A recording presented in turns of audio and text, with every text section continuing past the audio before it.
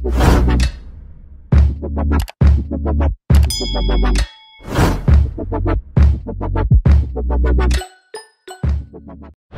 mga ka-G, nandito tayo sa New Gati ulit.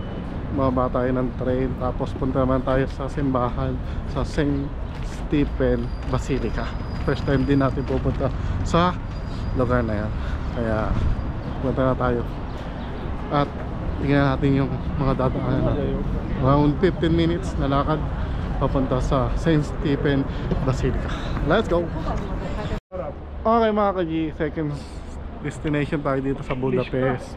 Ito yung St. Stephen Basilica. Oh, kaway-kaway muna kayo dyan. Yan. Ito daw yung pinaka-harap niya. Yan. Wow! Yung pinakataas na yun. Dalawa. Yung kulay green na yun. Yun, yung green na yun. Yung green rails na yun nasa taas na yun. Oh. Dadaan, ikutin mo yun. Sarap yun ah. Sarap. Pag tanaw mo dito para kang hinihigop. Ayan yung St. Stephen Basilica dito sa Budapest. Pas de soleil, pas de soleil, pas de soleil, pas de soleil, pas de soleil, pas de soleil.